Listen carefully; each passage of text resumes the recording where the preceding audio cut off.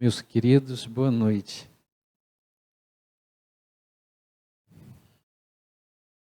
Que Jesus nos abençoe, nos ampare, nos inspire, nos ordene o pensamento e nos traga uma palavra que seja útil para todos nós, nesses minutos que aqui passarmos juntos, nesse momento, na noite de hoje.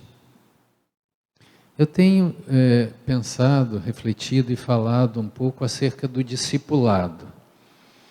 E o discipulado é uma palavra ou esconde um conceito que pode ser entendido de duas maneiras distintas. Você pode pensar no discipulado como o ato de se aproximar de um mestre, de um professor, para entender as suas lições, os seus ensinamentos. E você pode pensar no discipulado como o ato de você passar a viver de acordo com as lições e com os ensinamentos que você recebeu do seu mestre. Há um sentido específico e há um sentido mais genérico para esse conceito de discipulado. O elemento específico da fé, ela exige o atributo da convicção. E na convicção, a pessoa que está convicta daquilo que aprendeu, ela passa a conduzir a sua existência no mesmo sentido que aquilo que ela pensa, da maneira como ela recebe, da maneira como ela entende a vida e os conceitos da vida. Nesse sentido, meus queridos, há dois grandes convites de Jesus para os seus discípulos em razão do discipulado. Há o ide e pregai e há o vinde a mim. E no geral, na maior parte das vezes, nós temos ido e pregado a palavra de Jesus. Mas temos poucas vezes ido até Jesus no sentido de aprender e viver de acordo com aquilo que nós ouvimos, aprendemos e entendemos. Essa trajetória, que é a trajetória do discipulado, ela de certa maneira ela está retratada na trajetória do apóstolo Pedro, no movimento que Pedro faz de aproximação até Jesus. É curioso perceber que Pedro é levado à presença de Jesus por intermédio de seu irmão André. E nos conta esse movimento, de aproximação, é o Evangelho segundo João, logo ali no primeiro capítulo, nos versículos de 28 até o 43 mais ou menos, você vai entender que Pedro vai ser conduzido até Jesus a partir da identificação feita por João Batista de que ele era o Messias esperado. Aquele de quem diziam as escrituras hebraicas, a parte do livro profético, de que estaria por vir e estaria entre eles exatamente naqueles tempos. André, irmão de Pedro, havia se filiado a esse movimento messiânico, inaugurado por João Batista, que dizia que os tempos haviam chegado e que o Messias já estava entre eles. E nesse sentido, dizer bíblico, no dizer do texto bíblico, numa tarde, João aponta então para Jesus como sendo o Cordeiro de Deus, aquele a quem que tira o pecado do mundo, e André, irmão de Pedro, passa então a seguir Jesus, que vendo-se seguido, vira-se para ele e pergunta: que buscais? Ao que André responde: Rabi, onde tu moras? Jesus o convida então para seguir com ele, ver onde ele morava, e diz o texto bíblico que eles passam o restante da tarde e toda a noite conversando com Jesus, para no dia seguinte André levar a notícia a seu irmão Pedro: achamos o Messias, João 1,41. E Pedro então ser conduzido até Jesus. É preciso entender, então, que esse movimento inicial do discipulado, ele surge de uma busca por parte do discípulo. Essa busca, ela é fruto de uma inquietude, de uma desconformidade com os padrões da vida puramente material. É preciso entender que André e o irmão dele, Pedro, estavam buscando por Jesus. Estavam procurando o Messias, aquele que as escrituras hebraicas diziam que estavam para vir, de acordo com a profecia de Daniel 9, versículo 25, estava previsto que o Messias chegaria por aqueles dias. Isso significa para nós, meus queridos, que se vocês não estiverem buscando por Jesus, a gente passa ao lado dele e sequer o reconhece, como inúmeras pessoas passaram aquele tempo perto do Senhor e sequer o reconheceu. É preciso, então, que o discípulo esteja movido por essa inquietude, a inquietude da busca, a desconformidade com os padrões da vida puramente material. Certa feita, perguntaram a Sócrates a respeito disso. Se ele, sendo um sábio como ele era, um filósofo como ele foi, um dos homens mais sábios do seu tempo, se lhes fosse dado trazer uma pessoa comum, uma pessoa do povo até a sua presença, e essa pessoa passasse um tempo ali com ele, se essa pessoa sairia desse encontro com Sócrates, ela também um sábio, ela também um filósofo. Se ela apreenderia todos os conceitos e os ensinamentos que Sócrates teria para passar. E Sócrates vai responder citando o exemplo de sua mãe. Segundo ele, era uma parteira. Mas não era uma parteira qualquer, disse Sócrates, era uma exímia parteira. Daquelas que havia ajudado muitos bebês a virem à luz no mundo. No entanto, disse ele, por melhor parteira que a sua mãe fosse, ela jamais tinha conseguido trazer à vida, trazer à luz um bebê de uma mulher que não estivesse grávida. Isso significa, meus queridos, que é preciso estar grávido do conhecimento, é preciso estar grávido do Cristo, é preciso estar movido por essa inquietude para que você possa absorver as lições, os ensinamentos e o chamado do Mestre. E não é verdade que nós estamos aqui na Casa Espírita, na noite de hoje, em busca desse encontro, movido por essa inquietude, querendo reviver, relembrar, rememorar as palavras do Mestre. E muitas vezes nós encontramos aqui aquilo que buscávamos, que ansiávamos, e recomendamos aos nossos familiares, aos nossos amigos, aos nossos filhos, que venham eles também irão se beneficiar desses conhecimentos, e essas pessoas vêm, passam um dia, ouvem uma palestra ou duas, vão embora e não voltam mais. Por quê? Porque não estão imbuídas do mesmo movimento de inquietude, não estão imbuídas pela mesma desconformidade com a qual você se encontra. E nesse sentido, quando Jesus pergunta a André, irmão de Pedro, que buscais? Essa pergunta ela é interessante para que a gente faça para a nossa vida do discipulado. Porque muitas vezes a gente vai em busca de Jesus não para se beneficiar dos ensinamentos dele. A gente vai em busca para resolver os nossos problemas. Havia uma grande multidão de pessoas que se aproximaram de Jesus ao seu tempo para se beneficiar da ação pessoal do Mestre. Queria que ele curasse as suas enfermidades, resolvesse os seus problemas, partilhasse os seus bens.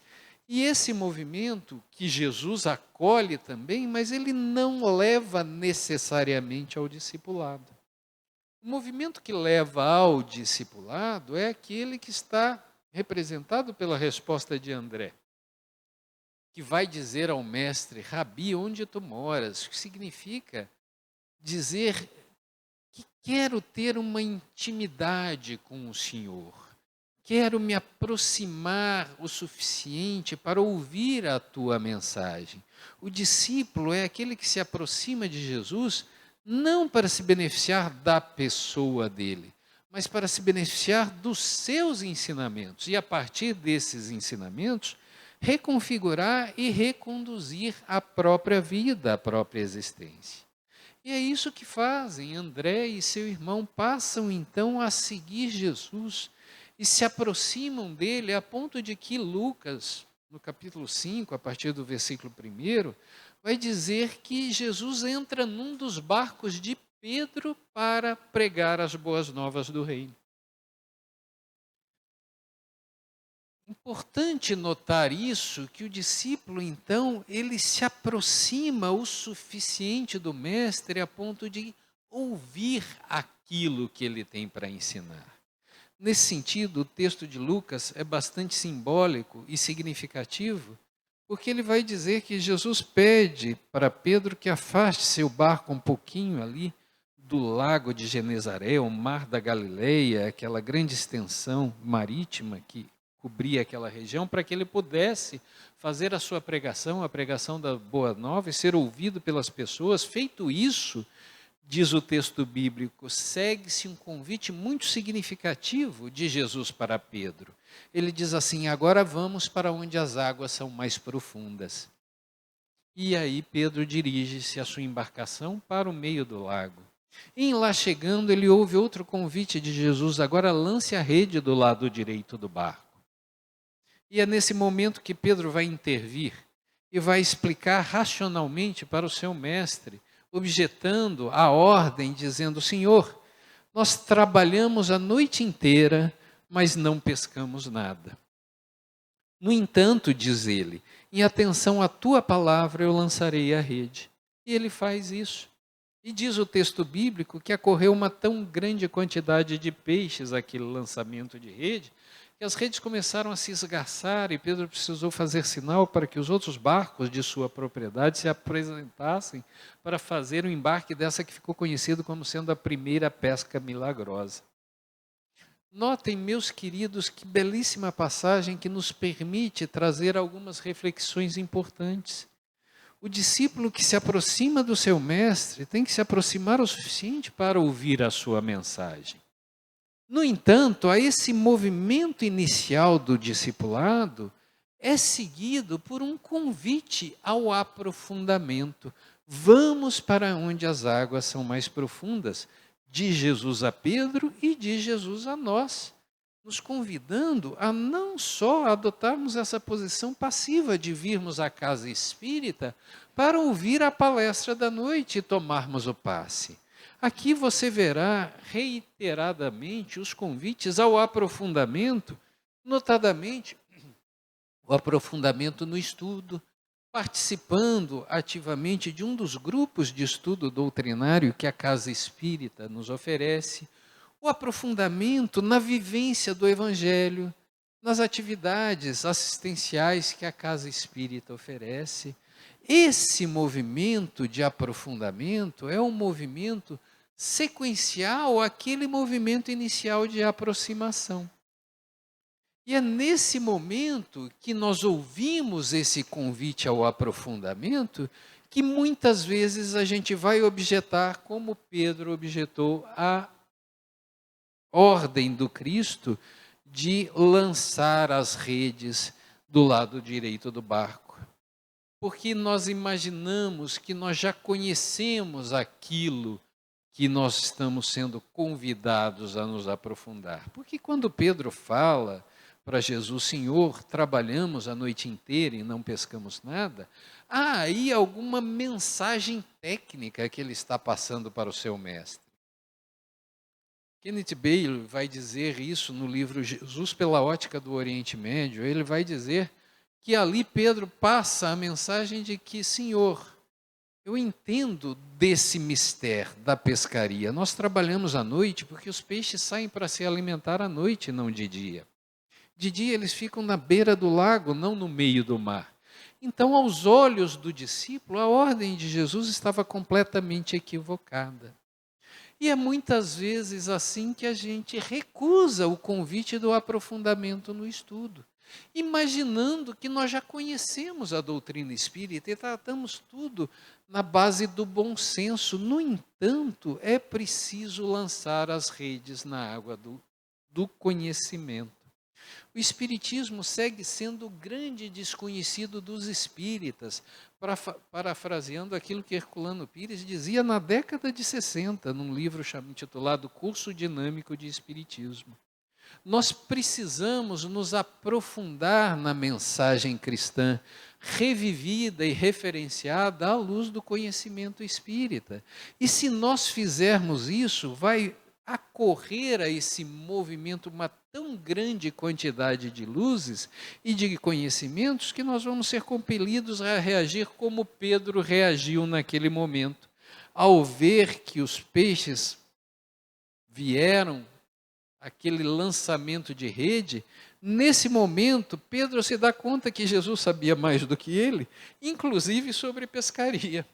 E ele se prostra de joelhos na embarcação e diz: Senhor, afasta-te de mim, porque eu sou um pecador.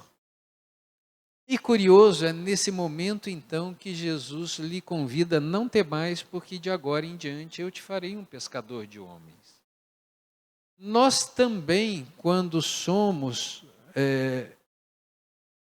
abençoados por essa luz do conhecimento, nós passaremos a reconhecer em nós pecados que sequer a gente tinha visto, porque éramos cegos. E no dizer de Jesus, respondendo aos fariseus: enquanto vocês eram cegos, diziam não ver, não havia pecado. Agora que vocês dizem eu vejo, o vosso pecado subsiste.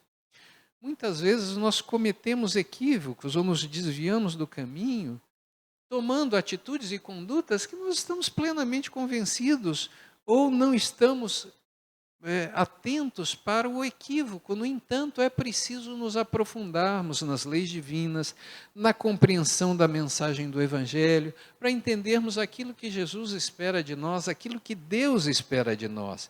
E é nesse momento que nós nos reconhecemos como pecadores também, que o discípulo é convidado a participar da obra, a se transformar ele também num pescador de homens ou de almas.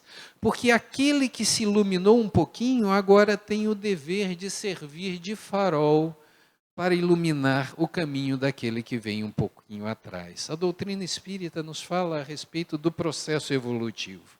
E ela vai dizer que esse processo é um processo absolutamente individual, mas nunca solitário.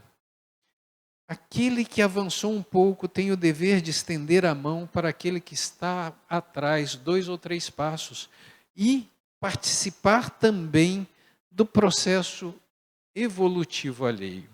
Ele é feito em sentido coletivo, na vivência coletiva. Deus nos quer por colaboradores da sua obra. Jesus não nos quer por ouvintes passivos da sua mensagem. É preciso, então, que você ouça esse convite do discipulado, aprofunde-se nessa mensagem. E, nesse sentido, o que Pedro faz é uma atitude muito bonita. Ele passa a carregar Jesus para dentro de casa. Você vai ler ali em Marcos, no capítulo 1, no versículo 29 a 31, uma passagem bíblica muito bonita, simplesinha, conhecido como a cura da sogra de Pedro. Quando aí Jesus já estava em Cafarnaum e Pedro e seu irmão André haviam se mudado para lá. Eles que eram de Betsaida, mas para ficar perto de Jesus haviam se mudado para lá.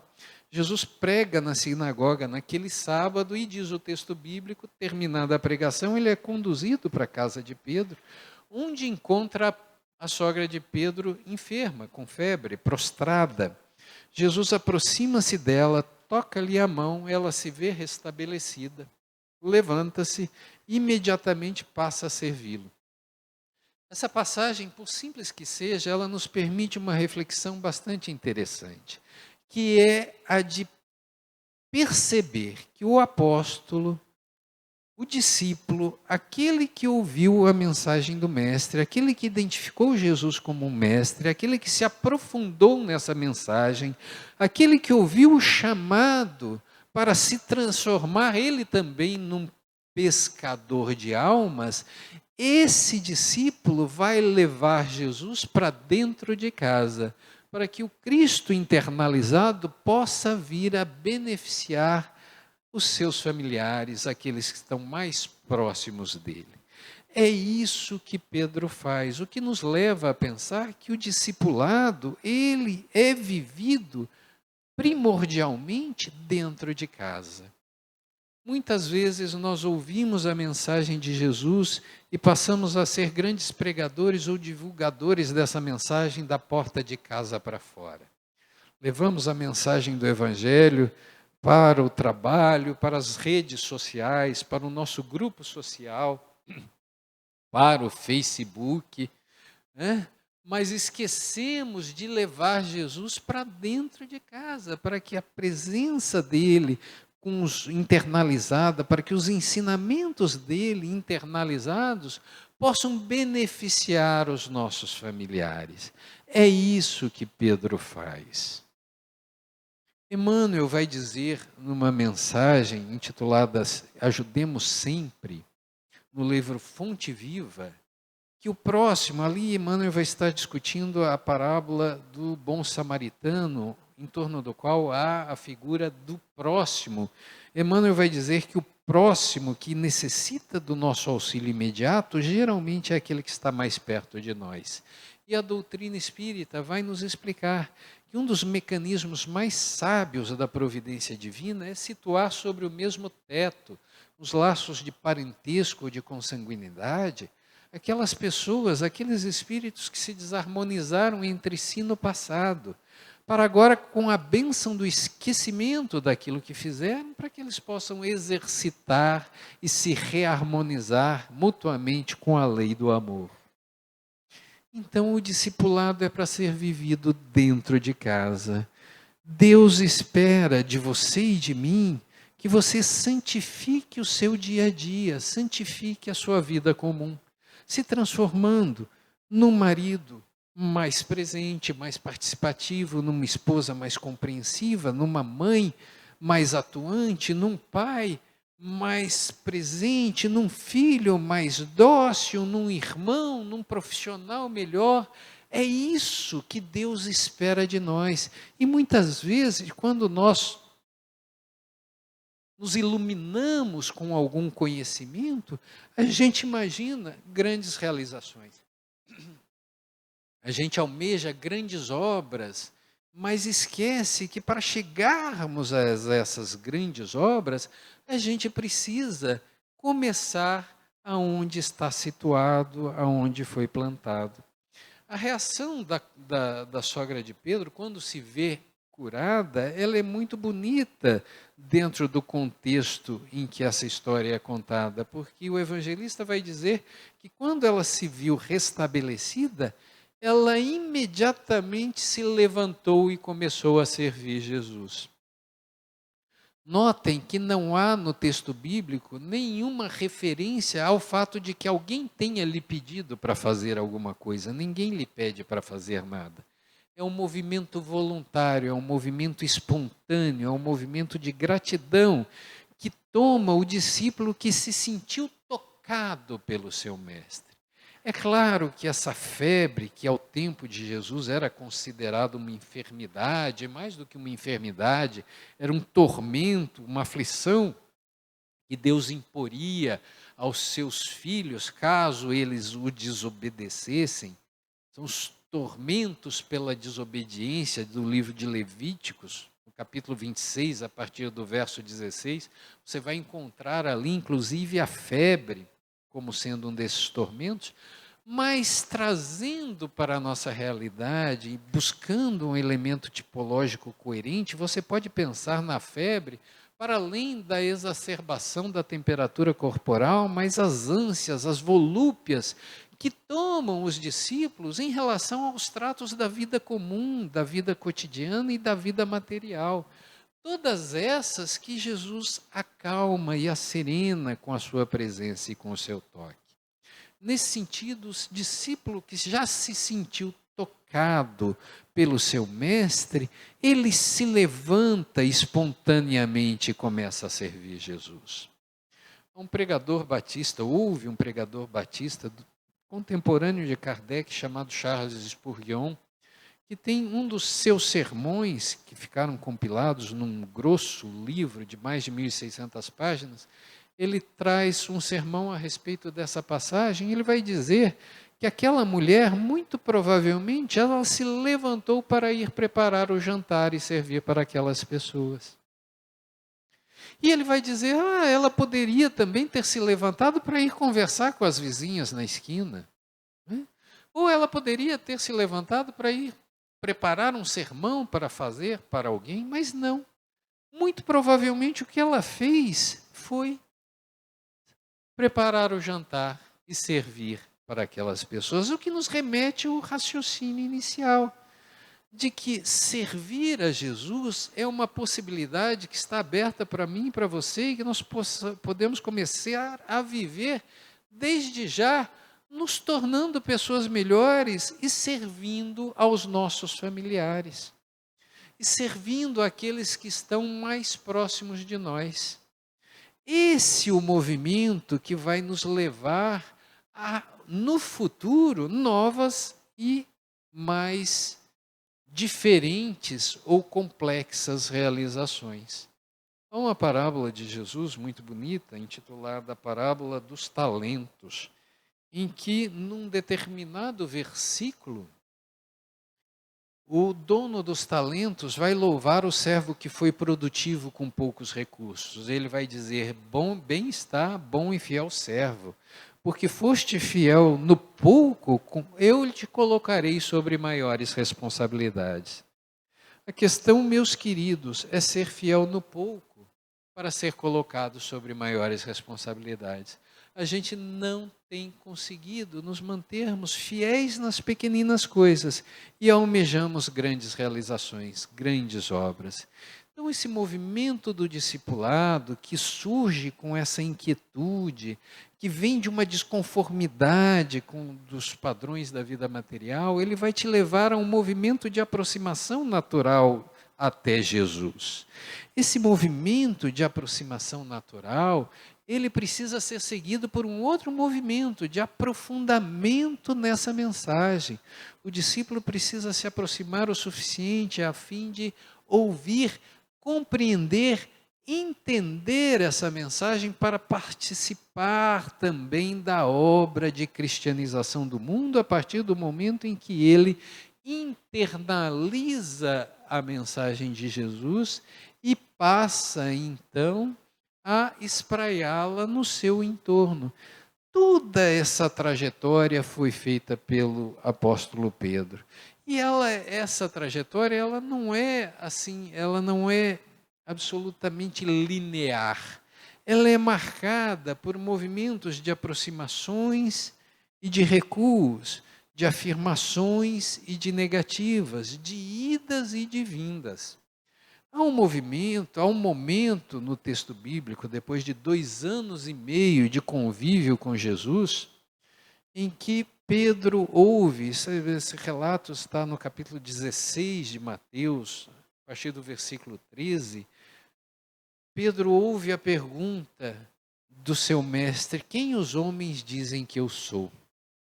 E os seus companheiros, discípulos também de Jesus, vão responder: Senhor, os homens dizem que tu és Jeremias, ou um dos profetas que ressuscitou. E é nesse momento que Jesus lhes dirige a pergunta mais pessoalmente. Ele lhes pergunta: mas e para vocês, quem eu sou? É nesse momento que Pedro vai dizer: tu és o Cristo, tu és o Messias, tu és o Filho de Deus vivo. 2 anos e meio daquele contato inicial havia se passado ali na beira do Jordão, em que Pedro se aproxima de Jesus. E depois de 2 anos e meio de convivência, de aprendizado, de experiências, de vivências, em que ele presenciou feitos extraordinários e recebeu lições preciosas de Jesus, Pedro estava convencido de que, de fato, Jesus era o Messias, ao qual se referiam as escrituras proféticas hebraicas. Ele era, de fato, o Filho de Deus. E esse momento em que Pedro identifica Jesus como o Messias provoca uma certa reformulação da perspectiva da figura do mestre para o discípulo.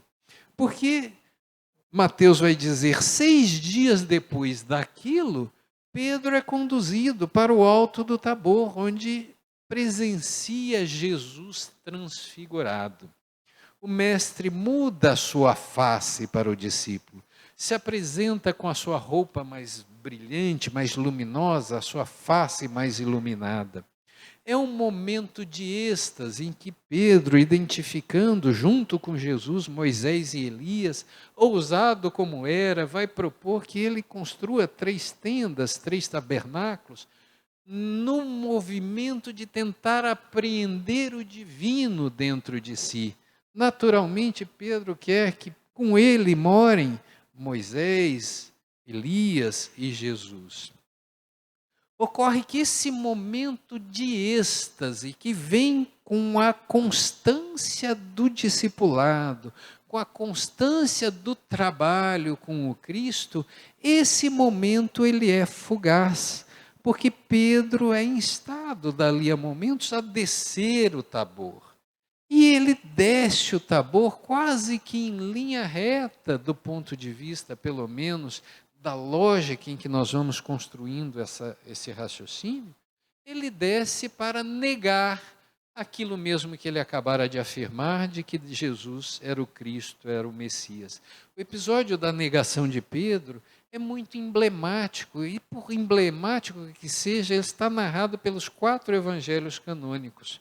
Ali você será informado, a história é muito conhecida de todos, que na última ceia, Pedro é advertido pelo seu mestre de que naquela mesma noite, antes que o galo cantasse, ele o negaria por 3 vezes, somente para ouvir de Pedro que aquilo jamais ocorreria.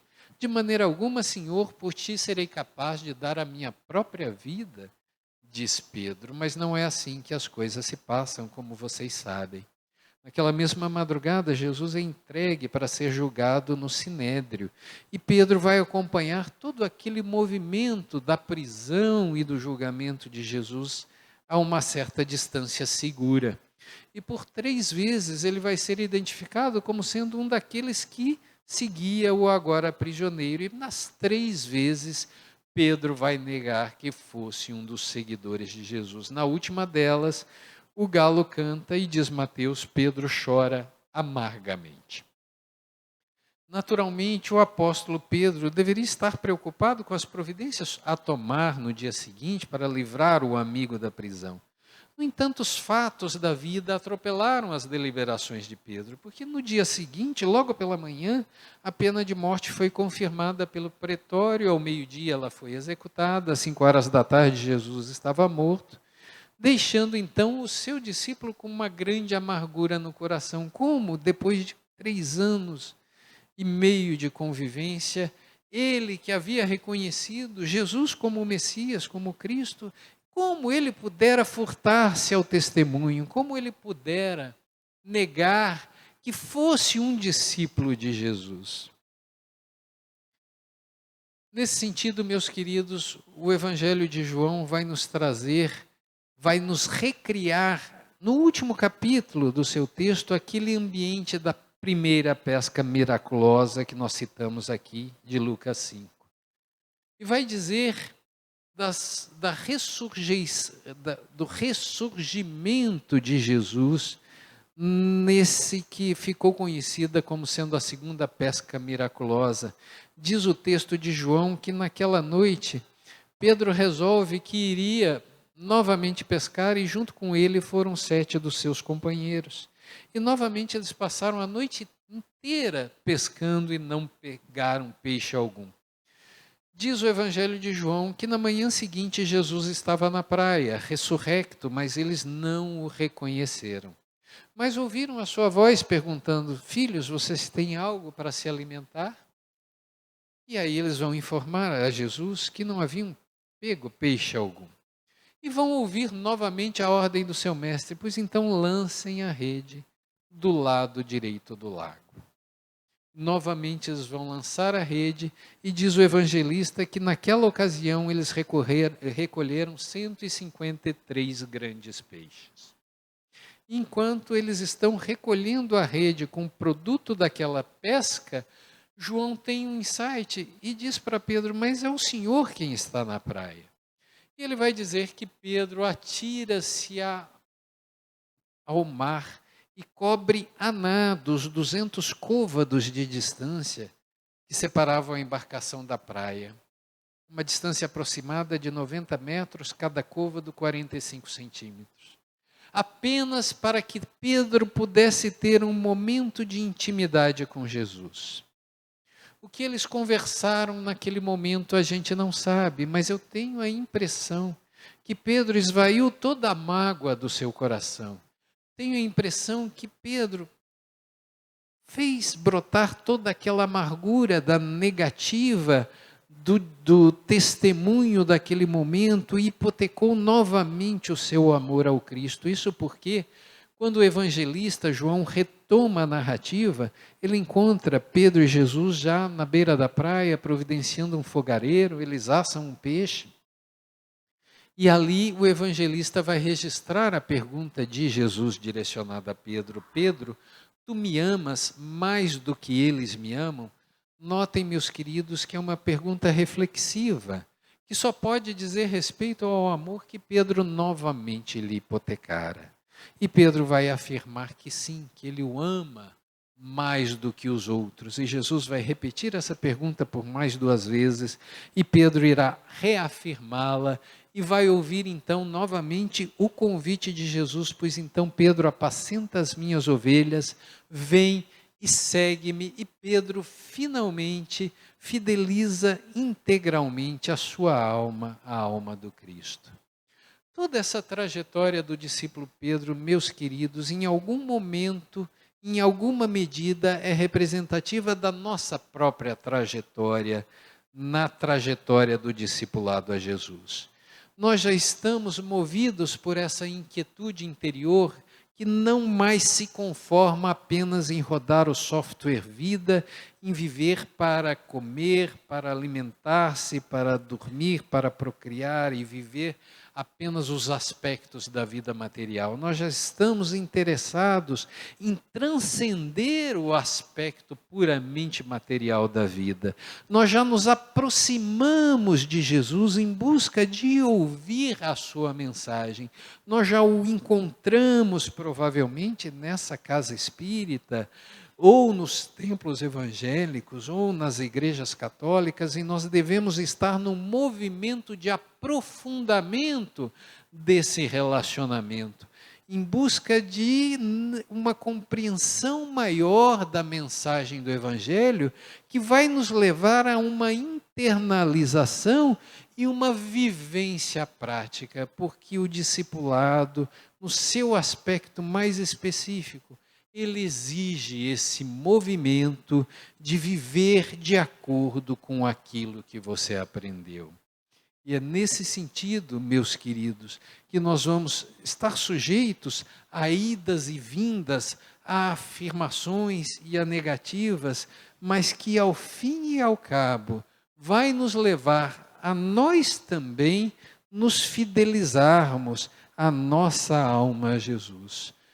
O que eu espero para mim e para vocês é que essa mensagem de Jesus, do vinde a mim, vós que já estáis cansados e sobrecarregados com as coisas típicas da existência material, para que eu vos dê alívio, que essa mensagem já possa ser ouvida para nós. E que nós possamos fazer essa trajetória consistente de aproximação, transformando a nossa vida em conformidade com as lições de Jesus que revivemos todos os dias da semana na casa espírita que nos abençoa e que nos acolhe. Com o que, meus queridos, eu termino dizendo que eu rezo todas as noites para me aproximar de Jesus, que a mensagem da cruz, da renúncia e da entrega seja aquilo que a minha boca prega e que o meu coração sinta. Não deixe, Senhor, que eu minta, eu lhe digo, porque eu acho que mente. Todo aquele que prega Jesus na cruz de um desejo que sente, mas que troca bem mais que rapidamente o reino dos céus que almeja, mas que seja emaranhado, como o joio semeado em meio ao trigo. Por isso eu lhe peço, amigo, apanha-me em tua rede, Senhor, mata minha sede de amor, cauteriza minha alma e coração, que a ânsia de ter e de poder possa finalmente esmorecer e calar toda a insatisfação. É o que eu desejo para mim, para vocês e para todos nós, meus queridos. Uma boa noite a todos.